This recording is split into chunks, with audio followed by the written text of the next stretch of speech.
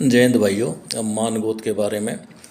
मान जो है ये महाराजा अनंगपाल प्रथम हुए हैं, उसके समय में अजमेर से जो है ना राजपूतों का काबिला जो है एक गांव सिलोठी है, जिला रोहतक में आके बस गया। उस तरह से इनका जो उत्पत्ति मान लीजिए है वो 751 ईस्वी की मान लीजिए है, जिसमें मान, दलाल, देशवाड़ और सियाग का नाम आवे है जो इतिहास के हिसाब से। उसके बाद जो है उदयपुर रियासल जो है कोट कोखर सरदार हुआ, उससे बताया गया है चौहान संघ का था, जिसमें मल्लू मोट गाँव में पल्लू कोट है, दरेड़ा है, उसमें कोट कोखर नाम का आदमी सरदार हुआ, जिसके वहाँ से उत्पत्ति मानी गई। मान, सुहाग, देशवाड़, दलाल की जाट जाति से संबंध रखते थे, चौहान संघ बोला करते इसने।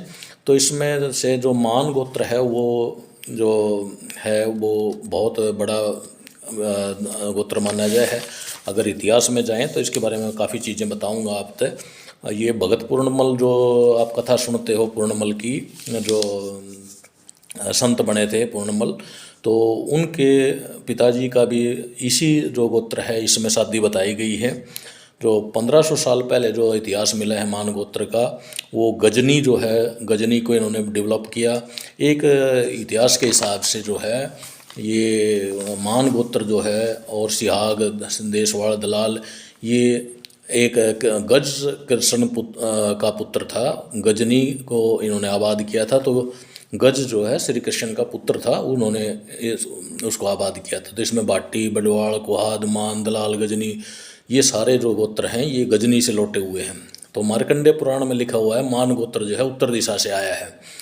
तो उसमें जो मानसिंह जो है और बिजल सिंह, ये ढोसी गांव में थे। गोरीर गांव जो झुंझुनू में है उसमें भी मान गोत्र है, तो वहाँ भी हिस्ट्री मिली है थोड़ी बहुत।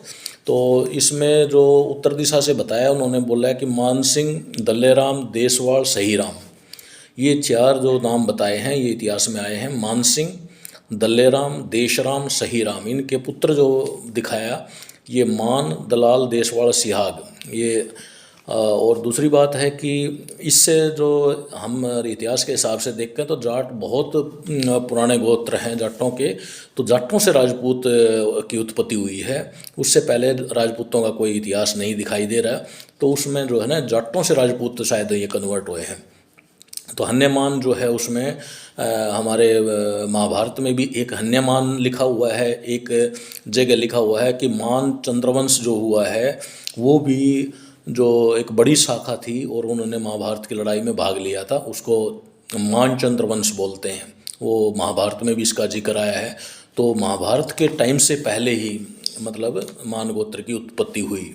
मान वंश जो है ये बहुत बड़ा वंश रहा है। तो बिहार में और गोवा में खुदाई हो रही थी, तो उसमें 1137 ईस्वी में कुछ सिक्के मिले जिन पर लिखा मिला था कि मान वंश का राज्य था पूरे भारतवर्ष में।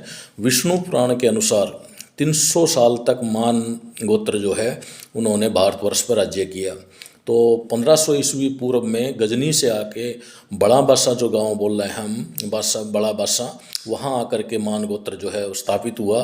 तो जो धारा है वो मतलब गजनी से निकली हुई धारा माने जो है। गज का पुत्र जो बताया मैंने, उन्होंने गजनी आबाद किया था और वहाँ से गजनी से आकर के ये जो मान गोत्र है ये बड़ा बासा गांव में स्थापित हुआ, ये लिखा हुआ है। और दिल्ली की साइड में अलीपुर है, खेड़ामान है, ओलंबी कला है, नैब समान है, प्रहलादपुर है।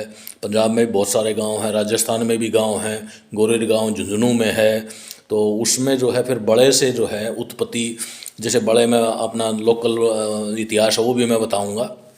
बड़े में से निकल के फिर जैसे मानपुरा बसा, धिंगपुरा भी बोल रहे हैं हम, एक दूसरा गांव है छोटा सा। मेरी याद में मानपुरा जो है परिवार गए थे और मानपुरा गांव हो गया।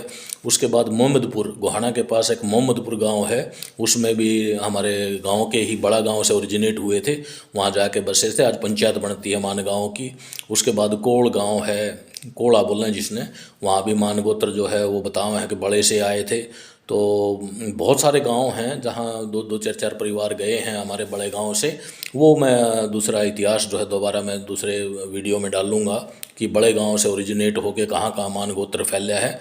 तो राजस्थान में है मान गोत्र हमारा अभी प्रेजेंट में, दिल्ली में है, दिल्ली के गांव बताए मैंने, पंजाब में बहुत सारा है और हरियाणा में भी है, यूपी में भी हैं, बड़ौत के आसपास हमारे गांव मान गोत्र के। तो मान गोत्र का इतिहास जानने के थोड़ा सा हमने अंदर से गर्व होना चाहिए कि भाई 300 साल तक भारतवर्ष पे मान गोत्र ने राज्य किया। ये जो है विष्णु पुराण में लिखा हुआ है। और मान वंश जो है उन्होंने महाभारत की लड़ाई में भी बढ़ चढ़ के भाग लिया था। एक वंश था, ये माना हुआ बहुत शक्तिशाली वंश था, जो महाभारत के टाइम से बहुत पहले ओरिजिनेट हो चुका था। और जो इतिहास की मैंने बातें बताई वो कहीं लिखी हुई हैं, तो मैं आपकी जानकारी के लिए ये वीडियो बनाई है। धन्यवाद।